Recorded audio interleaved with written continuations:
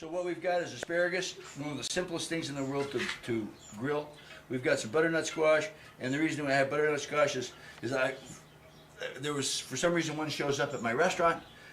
What am I going to do with it? I need to cook it. I'm going to cut it in half. I'm going to bake it in the oven. Oh, well, why not grill it? And I have laid out all these beautiful ingredients for salsa. So you pick all the things that you like in your salsa. Tomatoes, onion, jalapeno, cilantro, green onions, garlic, whatever it is that you like. You're making my mouth water before you've even put it together. So what we'll do is we're going to prep the grill. We're going to start to grill the tomatoes, and then you also notice now I will tell you that people will do beautiful kebabs, and they will put them together so that they look gorgeous. But the thing that you have to be so cautious of is that you have to have things that cook in a similar fashion together. So it makes no sense for me to put the tomatoes on this one. Right. Because the tomatoes either one will be undercooked or one will be overcooked. The onions need time. The jalapenos can accept time, but the tomatoes have to be done when they have to be off when they're done. So timely fashion. And if you don't like the white onion, then here I've got some big green onions that I've used the top for garnish for something else, another dish.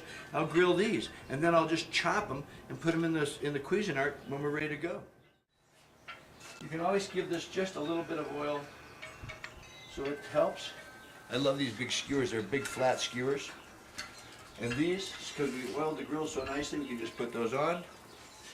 And also, I oiled the butternut squash, and I also oiled the plate. So what I will do is I'll just lay these big slices of butternut squash, because I know that they're going to take a little longer. And I will move, as I'm moving them on, I'm making sure that I've got a little tiny bit of oil on the bottom of each one. And I can put them in the back and work my way forward. And you will ask me about temperature. I want to tell you that this grill, this particular brand, is very, very hot. So this is on medium, low, and low. Now that oil is giving us a little bit of flame, but it won't be much. Well, again, as long I take it you keep the cover open so that you can control what you need to do rather than the risk of things being singed and burnt. And you know what? And if you have some flame and you want it, you can do a little spritzer water bottle. It's great. You can take an old coffee pot and you just water it. And you say, well, what's the issue? Well, there's no issue, because on this grill we have a giant drip pan, and we take kitty litter, plain, ordinary, unodored kitty litter, and it absorbs all the fat, all the oil, all the drips, and creates a safe place for everything that's going to come off the grill. So that's a really nice feature. And see how quickly these are cooking, and then you're just rolling them. It's just kind of the roll it towards you method. Take one and put it behind, roll it towards you, roll it towards you. Those are going to go nicely, quickly, and then these are taking their time, and it's going to cook slow. And one of the things that I tell you I like is these. I like these flat skewers.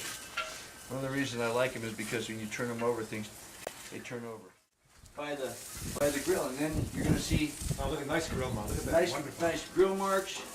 Turn them over. Turn them over. Now, what's going to happen is that little bit of flame gave us a little bit of that charcoal dust that you kind of get, but you're keeping this well controlled, so it's not singed, it's not overdone. Yeah. And I think that's one of the keys here. And if you want, you like hatch marks, you turn them sideways. There's whatever you like. You can play with this. But this again is why it's good for you to practice at home. You don't have to skewer them. You know what? You can lay the jalapenos on there just whole. You can lay the onions on there in slices. If you don't have skewers, don't use that as an excuse not to do what you want to do. How nice is it? Cuisinart ready. We're going to decide on these in just a second. We just want to have them be a little bit ready to go. We're getting just a nice little chit of char on those. I'm charring this little jalapeno. I'm getting a little char on these nice onions. If you want a little raw taste, don't overcook them. If you want it to have a little bit more of a cooked flavor, then cook them the rest of the way. Those are going to be ready to go. We're going to throw this asparagus on, and I'll show you how that goes. And then we're going to set up and chop up our cilantro to add to our salsa. And then I will take this really, really, really nice group of asparagus. I'll show you a fun, easy way to control it. See what I'm going to do here, Jim? I'm going to pull this whole group forward because there are always hot spots on everybody's grill. And then I'm just going to reach in and I'm going to take that whole group that's in front and move it to the back. So you're rotating the inventory of asparagus that you have here. Just keeping it moving. Right. And now I've got my little hot jalapeno. You know, and I can see I'm going to see how hot this is, decide if I want to add that. You can smell the asparagus cooking.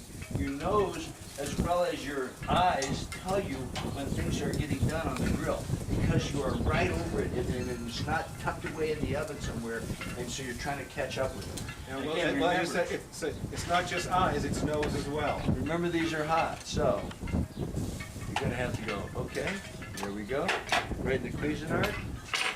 And one more. Now, I happen to love tomatoes, and I have a garden, and tomatoes are going to be the thing that I've got a lot of. So I'm not worried about putting too many tomatoes in this little batch of salsa. And that's going to just spritz that thing. What do you need? You need a little salt. You need a little pepper. In fact, you probably need a lot of salt.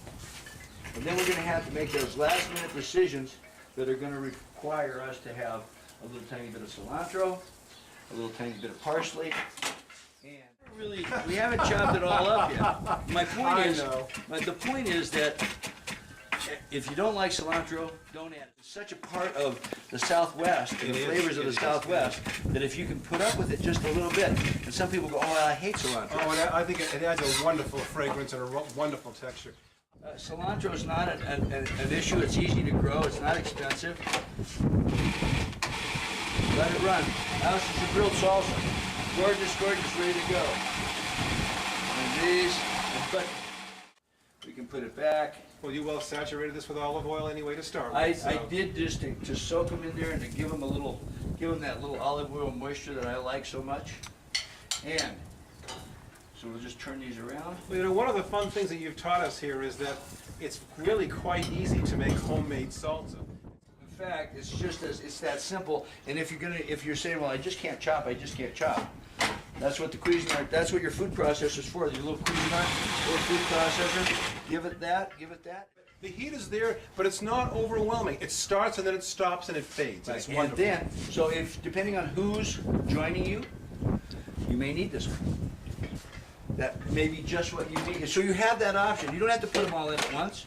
And I enjoy very picked up spice salsa, so that's wonderful. And now, here's the other thing. This salsa is chunky. If you want it to drizzle, add a little vegetable juice. Oh, interesting. A little Okay, V8, V8 little juice? tomato. Okay. That'll make it sloppy or saucier so that you can drizzle it and put it on. Okay. But otherwise, you're going to have it just like this. Oh, man, it's good. So, if he says so himself. So go ahead and take one more taste. Good. So let's go grab. And that last little pinch of salt really did take it to where it needs to be. Perfect. If you'll hold that. I can do that. All right. I love being a chef's assistant. I like being a chef. And then Colette said, hey, we don't have anything to dip in the salsa, so we happen to have some tortillas in the fridge when the grill was still on. So Jim was kind enough to turn those into a little bit of quick chips for us. So now we have chips, we have asparagus, we have a little bit of wonderfully, perfectly, so softly cooked butternut squash. Look at that. This is not the time of the year for butternut squash. Do zucchini. And, oh, that's good.